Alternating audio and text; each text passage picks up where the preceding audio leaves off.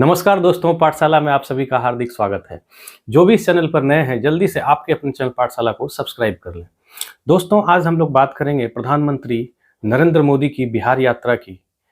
बिहार के भागलपुर में 24 फरवरी 2025 को उन्होंने किसान सम्मान निधि की 19वीं किस्त को जारी किया और उस रैली में बीपीएससी अभ्यर्थियों के द्वारा बीपीएससी पुनर्परीक्षा की मांग को बुलंद किया गया। प्रधानमंत्री मोदी तक किस प्रकार उन्होंने अपनी बात को, बीपीएससी री एग्जाम की बात को पहुंचाया, उस पर भी चर्चा करेंगे।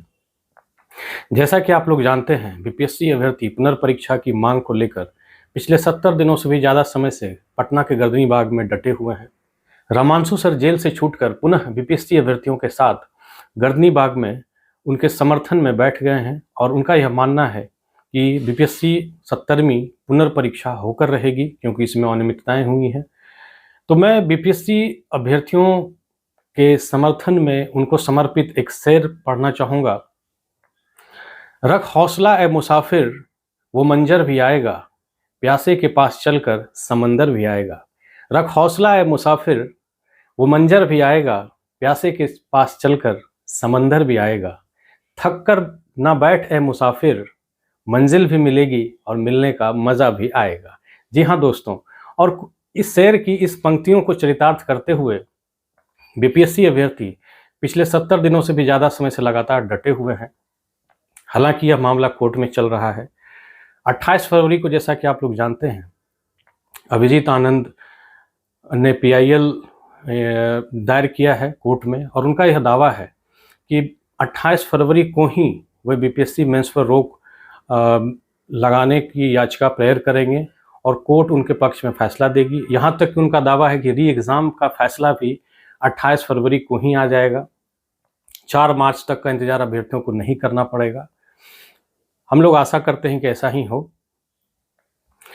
अब भागलपुर में प्रधानमंत्री मोदी की जो रैली थी, यात्रा थी, उसमें बीपीएससी अभ्यर्थियों के द्वारा पुनर्परीक्षा की मांग को बुलंद किया गया। कई पैम्पलेट दिखाए गए, नारेबाजी की गई और उनका यह दावा है कि प्रधानमंत्री मोदी तक उनकी बात पहुंच चुकी है। प्रधानमंत्री मोदी ने संभवतः माननीय मुख्यमंत्री नीतीश कुमार जी से इस पर चर्चा भी की।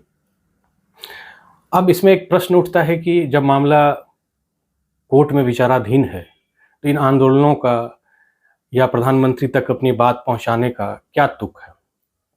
दोस्तों, मैं आपको बता दूं, मामला भले ही हाईकोर्ट में विचाराधीन है, परंतु जन आंदोलनों का, इन रैली में मोदी तक जो अपनी बात पहुंचाने की कवायद अभ्यर्थियों के द्वारा की गई है, इसका असर व्यापक पड़ता है और सभी पर पड़ता है। कार्यपालिका, विधायिका, न्यायपालिका पर, सभी पर सकारात्मक रूप से पड़ता है।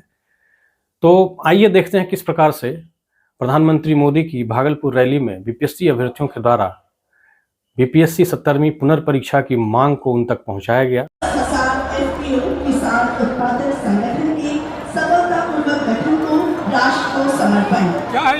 हम लोगों की अब मोदी जी से भी मांग है कि 70 बीपीएससी री एग्जाम को कराया जाए, जिसमें कि बहुत बड़े स्तर पर धांधली हुई थी, जो आज हम लोग पूरी तरह से मोदी के समर्थन में आए हुए हैं इस आंदोलन यहाँ पर सभा में। लेकिन हम लोग मोदी जी से ही गुहार लगा रहे हैं कि हम लोग की जो है 70 बीपीएससी री एग्जाम को कराई जाए, क्योंकि राज्य सरकार जो है वो सुनने पर ध्यान नहीं दे रही है। हो सके कि मोदी जी अगर नीतीश कुमार जी को कह दें कि 70 बीपीएससी री एग्जाम को फिर से कराई जाए तो। क्या नाम है आपका? मेरा नाम अनुज हुआ। हम आप दिए हैं एग्जाम? हाँ, हम भागलपुर से ही हैं और हम लोग के जो परीक्षार्थी, जो छात्रगण हैं, वो 70 दिनों से गर्दनी बाग पटना में बैठे हुए हैं। इस वजह से हम